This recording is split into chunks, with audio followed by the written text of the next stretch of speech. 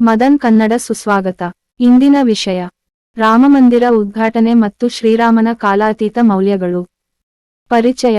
ಜನವರಿ 22ರಂದು ಅಯೋಧ್ಯೆಯಲ್ಲಿ ರಾಮಮಂದಿರದ ಭವ್ಯ ಉದ್ಘಾಟನೆ ನಡೆಯಿತು.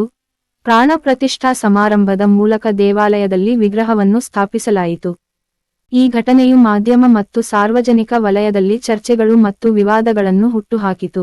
ಸಮಾರಂಭ ಮತ್ತು ಪಾಲ್ಗೊಳ್ಳುವವರ ವಿವರಗಳನ್ನು ಪರಿಶೀಲಿಸುವಾಗ, ಶ್ರೀರಾಮನ ಗುಣಗಳನ್ನು ಪ್ರತಿಬಿಂಬಿಸುವುದು ಮತ್ತು ಧಾರ್ಮಿಕ ಸಂಬಂಧಗಳನ್ನು ಲೆಕ್ಕಿಸದೆ ಅವರು ಜೀವನವನ್ನು ಹೇಗೆ ಪ್ರೇರೇಪಿಸಬಹುದು ಮತ್ತು ಪರಿವರ್ತಿಸಬಹುದು ಎಂಬುದನ್ನು ಪ್ರತಿಬಿಂಬಿಸುವುದು ಬಹಳ ಮುಖ್ಯ.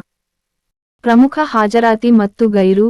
ರಾಮಮಂದಿರ ಆಂದೋಲನದಲ್ಲಿ ಪ್ರಮುಖ ಪಾತ್ರ ವಹಿಸಿದ್ದ ಎಲ್.ಕೆ. ಅಡ್ವಾಣಿ ಮತ್ತು ಮುರಳಿ ಮನೋಹರ ಜೋಶಿ ಅವರಂತಹ ಪ್ರಮುಖ ನಾಯಕರು ಉದ್ಘಾಟನಾ ಸಮಾರಂಭದಲ್ಲಿ ಭಾಗವಹಿಸಲಿಲ್ಲ. ಬಾಲಿವುಡ್ ಸೆಲೆಬ್ರಿಟಿಗಳಿಗೆ ವಿಶೇಷ ಆಹ್ವಾನಗಳು ಬಂದವು ಮತ್ತು ವಿವಿಧ ಪಕ್ಷಗಳ ರಾಜಕೀಯ ವ್ಯಕ್ತಿಗಳು ಮಿಶ್ರ ಪ್ರತಿಕ್ರಿಯೆಗಳನ್ನು ಹೊಂದಿದ್ದರು.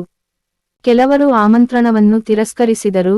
ಭಾಗಶಃ ಪೂರ್ಣಗೊಳಿಸುವಿಕೆ ಮತ್ತು ಬಿಜೆಪಿಯ ರಾಜಕೀಯೀಕರಣದ ಬಗ್ಗೆ ಕಳವಳ ವ್ಯಕ್ತಪಡಿಸಿದ್ದಾರೆ. ಪ್ರಮುಖವಾಗಿ, 4 ಪ್ರಮುಖ ಶಂಕರಾಚಾರ್ಯರ ಅನುಪಸ್ಥಿತಿಯು ಹಿಂದೂ ಧರ್ಮಗ್ರಂಥಗಳಿಗೆ ಸಮಾರಂಭದ ಅನುಸರಣೆಯ ಬಗ್ಗೆ ಪ್ರಶ್ನೆಗಳನ್ನು ಹುಟ್ಟುಹಾಕಿತು. ವಿವಾದಗಳು ಮತ್ತು ಮಾನಹಾನಿ. ಕೆಲವು ನಾಯಕರು ಮತ್ತು ಶಂಕರಾಚಾರ್ಯರು ಹಾಜರಾಗದಿರುವ ನಿರ್ಧಾರವು ಆಧಾರರಹಿತ ವಿವಾದಗಳಿಗೆ ಕಾರಣವಾಯಿತು. ಶಂಕರಾಚಾರ್ಯರನ್ನು ಮಾನಹಾನಿ ಮಾಡಲು ಪ್ರಯತ್ನಿಸುವ ಸುಳ್ಳು ಸುದ್ದಿಗಳನ್ನು ಪ್ರಸಾರ ಮಾಡಲಾಯಿತು, ಇದರಲ್ಲಿ ಹಣಕಾಸಿನ ಪ್ರಚೋದನೆಗಳ ಆಧಾರರಹಿತ ಹಕ್ಕುಗಳು ಸೇರಿವೆ. ಈ ಘಟನೆಯು ಪ್ರಸ್ತುತ ರಾಜಕೀಯ ವಾತಾವರಣದಲ್ಲಿ ಭಿನ್ನಾಭಿಪ್ರಾಯಗಳನ್ನು ವ್ಯಕ್ತಪಡಿಸುವವರು ಎದುರಿಸುತ್ತಿರುವ ಸವಾಲುಗಳನ್ನು ಎತ್ತಿ ತೋರಿಸುತ್ತದೆ, ಅಲ್ಲಿ ಸಾಮಾಜಿಕ ಮಾಧ್ಯಮ ಮತ್ತು ಪಕ್ಷಪಾತದ ನಿರೂಪಣೆಗಳು ಸಾಕ್ಷ್ಯವಿಲ್ಲದೆ ಮಾನನಷ್ಟಕ್ಕೆ ಕಾರಣವಾಗಬಹುದು. ಶಂಕರಾಚಾರ್ಯರು ಮತ್ತು ವೈವಿಧ್ಯತೆಯಲ್ಲಿ ಏಕತೆ. ಶಂಕರಾಚಾರ್ಯರು ಹಾಜರಾಗಲು ನಿರಾಕರಿಸಿದ್ದು, ಸಮಾರಂಭವು ಹಿಂದೂ ಧರ್ಮಗ್ರಂಥಗಳೊಂದಿಗೆ ಹೊಂದಿಕೆಯಾಗುವುದಿಲ್ಲ ಎಂಬ ಅವರ ನಂಬಿಕೆಯಲ್ಲಿ ಬೇರೂರಿದೆ. ಆದಾಗ್ಯೂ, ಅವರು ಅಸಮರ್ಥನೀಯ ಟೀಕೆಗಳನ್ನು ಎದುರಿಸಿದರು, ಭಿನ್ನಾಭಿಪ್ರಾಯದ ಅಭಿಪ್ರಾಯಗಳನ್ನು ವ್ಯಕ್ತಪಡಿಸುವ ಸವಾಲುಗಳನ್ನು ಪ್ರದರ್ಶಿಸಿದರು.